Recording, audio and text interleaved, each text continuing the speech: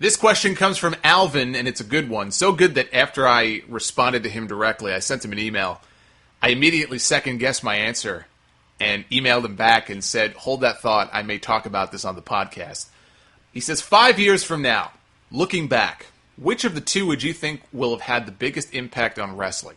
Hulk Hogan joining the NWO, which changed the landscape of wrestling and birthed an era of mainstream wrestling that likely won't be seen again, or Triple H marrying Stephanie McMahon instead of Test on that one episode of Raw, which was the starting point of their real-life relationship and eventual marriage. Asking a few people, I've gotten multiple opinions about this and wanted yours.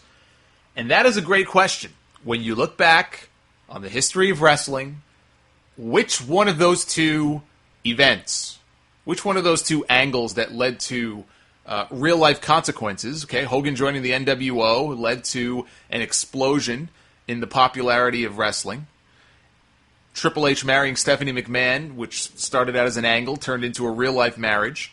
That's going to have a longer-lasting impact on wrestling, I think, than the NWO. And that was my first answer to Alvin. I went with Triple H marrying Stephanie, but then I kind of stopped myself. Because if Hogan doesn't join the NWO, let's say, to go back to the last question, it's Sting. Some lower-level guy, even just one level below Hogan. If the NWO doesn't get as hot or last as long as it did, which was years. We're not talking about an angle that went for a year or for 6 months.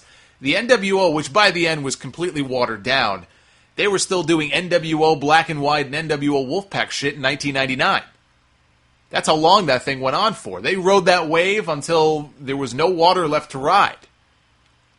So if Hogan joining doesn't happen, and that doesn't happen, where does that leave wrestling? Where does that leave the WWF and people getting pushed like Steve Austin and Rocky Maivia and Mankind and everything that happened there on that product, and even Triple H as part of DX? Everything that happened, could have been connected to the NWO getting popular.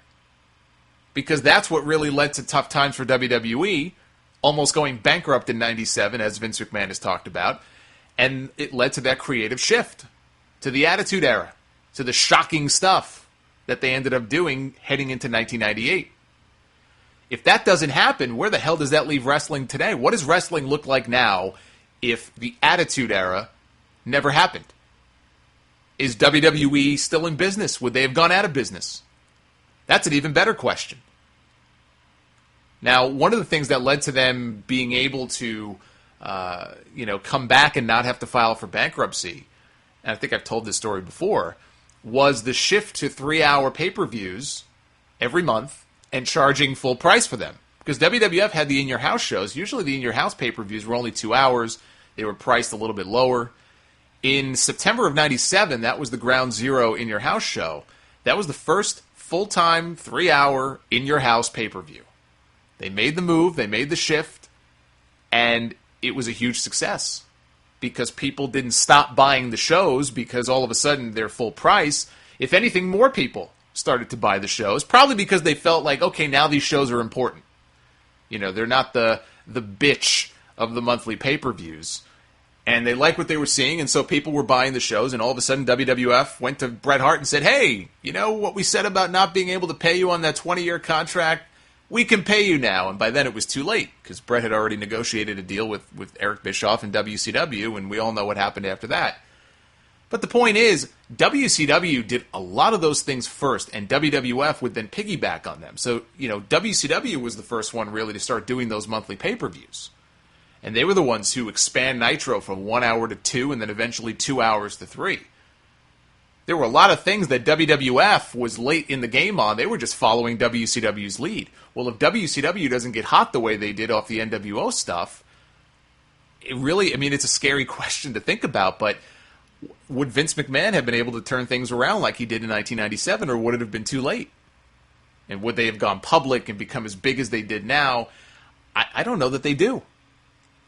And so that's why I had to go back and kind of stop myself, because Triple H and Stephanie, you hope, they're in love, that's all well and good, and hopefully they'll stay together and be happily married for the rest of their lives. Assuming that's the case, they're going to be together for a long, long time, and Vince is not going to be around forever. Some people think he will, maybe as a cyborg, but let's assume he isn't. it seems like Triple H is going to be the one to kind of take his spot, him and Stephanie both, to run the company or creative and whatever. Although Vince has made the comment before that he would like to envision the company not being a family business. He would like to bring other executives from outside the company in to run things long term. Vince said that in a Forbes interview. So I don't know what Vince's plans are for the future, but it sure looks like Triple H will, in a lot of ways, take his spot when Vince steps down or he dies or whatever happens. And the vision that Triple H has for what the company should be and for what the on-air product should look like. And there have been glimmers of hope, because I like what Triple H has done with NXT. Every now and then stories will come out, whether you believe them or not, that he, will fight Vince tooth and nail on certain ideas that seem to make sense, and in the end Vince wins out. I mean, I think there's a lot to look forward to in terms of Triple H kind of running the show when it comes to that. I mean, we don't know for sure until it actually happens. If that happens, though, his vision is going to be the vision for that company for maybe decades to come. So maybe it's just a question that's too early to ask. You said 5 years from now, if we look back, maybe we need to look back 20 years from now and ask that same question. Because right now, I'm thinking that the Hogan move to join the NWO may have had the bigger impact. I mean, just the way things are done right now in wrestling. The formula that we see every Monday night on Raw, okay, which is just ridiculous, and I wish they would freshen things up and just change things up a little bit.